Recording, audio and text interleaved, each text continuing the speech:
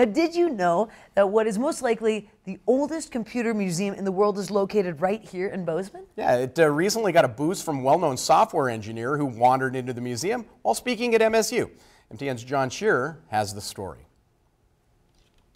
I was just blown away. So, Andromeda Yelton told the world about it on Twitter. It's the oldest continually operating computer museum in the world. But it's not so easy to find. Just a small sign directs you off Stadium Drive. No, look left, not right. It doesn't really look like a museum from the outside. But go inside and, well, you're greeted not by electronics, but something else entirely, like stone tablets.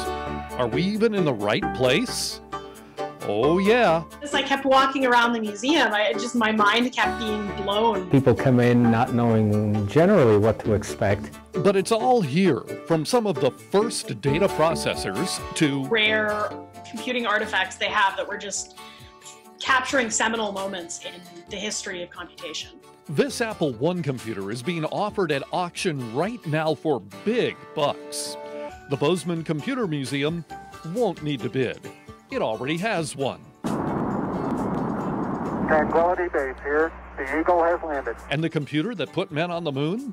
It lives on in Bozeman. The phone in your pocket, which is just like orders of magnitude more powerful than the computer that took us to the actual moon. That's one small step for man,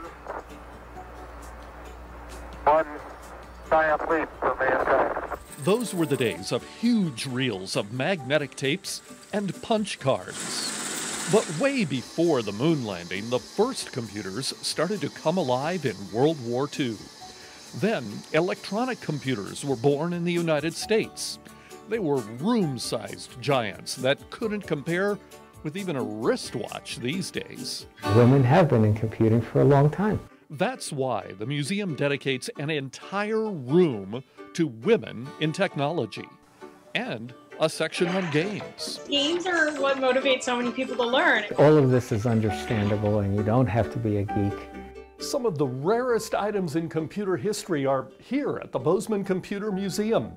But the goal goes way beyond trying to preserve these relics from the past. It underscores that computers aren't just sort of things that descend from on high fully formed. Like, people built them. People had fun soldering these things together in their garages. The museum even looks toward the future. Quantum computing. There's a display explaining IBM's functioning quantum computer. It's going to turn computing as we know it on its head. The museum explains how, and now more people than ever know about it, thanks to Andromeda. And this sort of surprise twist ending where the museum joins Twitter and now they have lots of followers, and it's super fun and heartwarming. But what you see here is just a taste. The museum says that's only like 6% of their collection, so honestly they should get a bigger space and then I should spend all day in it. George says he's working on it and hopes to soon open a bigger and better computer museum in Bozeman. At the American Computer and Robotics Museum, I'm John Shearer for MTN News. By the way, the American Computer Robotics Museum open noon to 4, Tuesdays through Sunday. The admission free. You can check out extra interviews with George Karamedjiev, one of my favorite people, and Andromeda on KBZK, KXLF.com. Maybe during commercial break you could give me your synopsis of quantum computing. I can't. Okay. George can. I can't.